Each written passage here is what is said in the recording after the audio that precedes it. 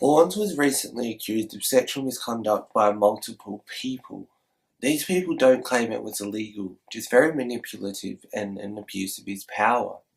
I'll go through a breakdown of the allegations and then the statement that Børns put out and also the response to that by multiple people who made accusations. There'll be time codes below just in case you want to watch certain parts of the video but don't know where to skip to, like if I'm talking about a statement and you think, oh well, I kind of get the general idea of that statement, can I just skip to Børns' statement? Or if you just want to see what they said in response to Børns' statement, then you can do that with the time codes below.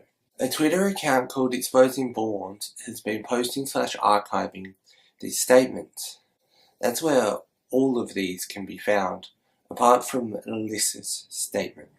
There are also links below to the corresponding Twitter account, and there's further evidence that if you want to look into, you can, but please be warned. I have a breakdown I wrote of the first woman's statement in front of me, and so I'm going to read that from here, and there'll be her actual statement just most likely there as I'm reading. Matilda, who's 19, was the first woman whose statement was posted by Exposing Børns. She says that they started talking on Instagram on the 1st of February, and she messaged him because she was a fan, and to her surprise he actually replied to her on that same day. She was happy that he took time out of his day to reply to her. They then kept talking for months.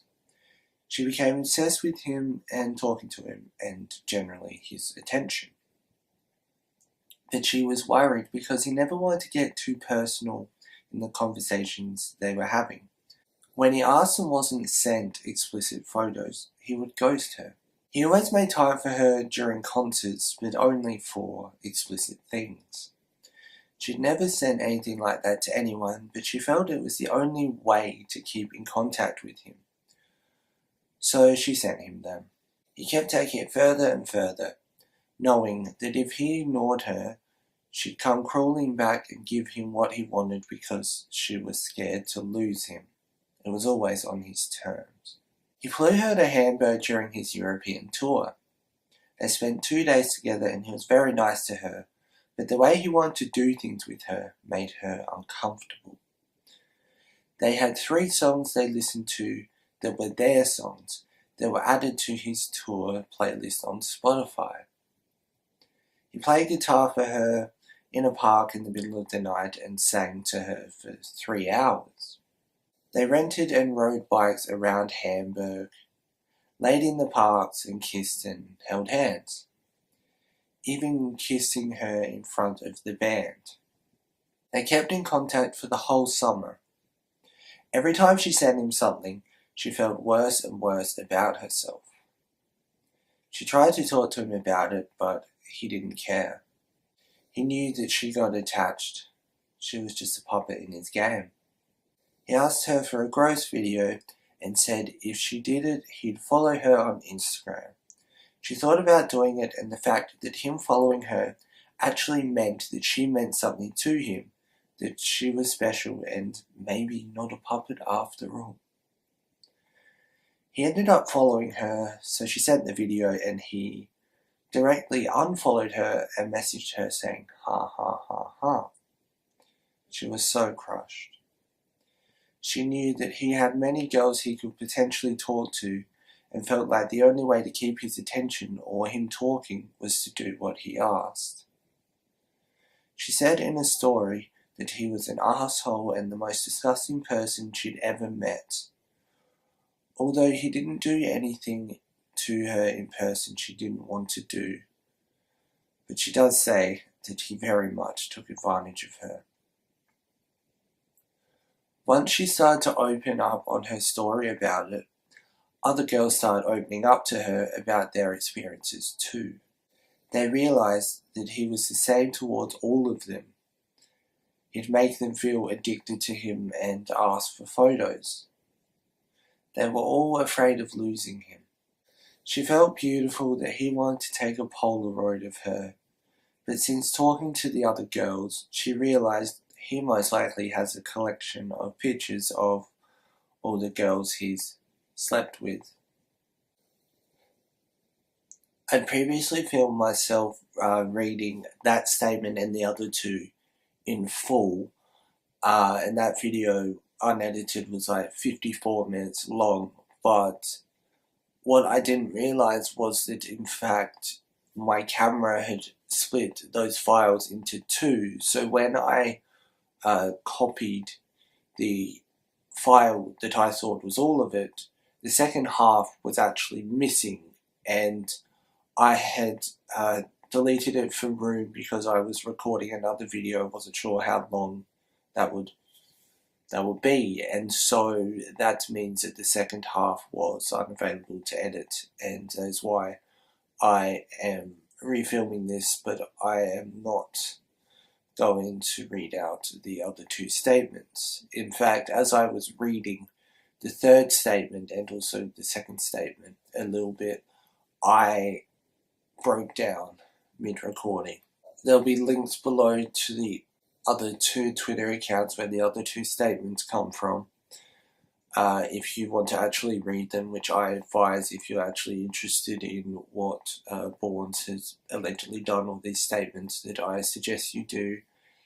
And as I stated, there is in fact further evidence, and they are also on those two Twitter accounts, and I have looked at them but did not want to go into detail with them in this video because I found them very distressing to myself, and I know that's not fair because I wasn't the one going through it. I do think that with a lot of these cases of it being like a lot of people came forward at once, that is purely because once one person comes forward, it makes the other people that it's happened to or potentially happened to feel less alone, and therefore they come forward as well and talk about their experience.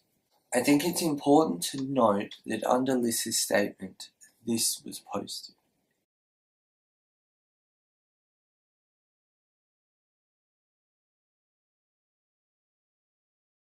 Børns' statement was as follows. I am both hurt and angered over the disturbing and false allegations that have been spread over the past few days on social media. All of the relationships I have had were legal and consensual. They ended abruptly, and that obviously caused hurt feelings, but for anyone to suggest anything beyond that is irresponsible. This is the response from two of the women who made statements. Liz says, "This hurt more than anything you've ever done. You couldn't even say sorry." And Nia said, "Your statement is contradicting. How can you say they're false allegations and then add that all of the relationships you had were legal and consensual, when we never said it was illegal? 3 years doesn't end anything abruptly. If you knew it hurt me and others, where is the apology?" If anything like this has happened to you, please know that you are not alone. There are services, but there aren't any linked below because people come from different countries, and if I left a link or two below and it didn't apply to you, like if you weren't in that country, then I'm essentially saying that there's this service, but you can't have it, and that isn't fair. I advise that you try and find a local or national organisation where there are people that you could potentially talk to, and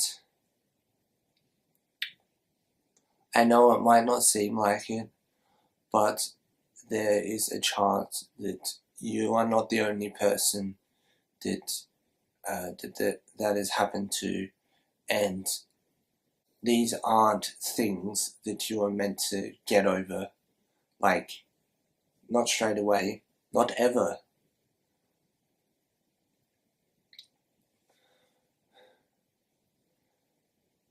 You are in control of your own emotions. How you feel cannot be shut down by others. If you are sad, if you are hurt, people can say, oh, well, you shouldn't be hurt. But that does not invalidate your feelings and how you feel about a situation. How you feel about a situation is based on your interpretation of something that happened. And just because it may be different to someone else's doesn't mean it's wrong. I've never personally listened to Børns. I found out about him during a recent lawsuit. This was brought to my attention by someone I follow on Twitter liking or retweeting Børns' statement. And before that, I had no idea what happened.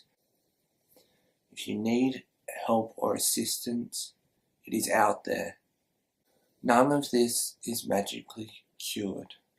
I myself have had a lot of trial and error with depression and trying to find things that worked and things that didn't to make me feel better.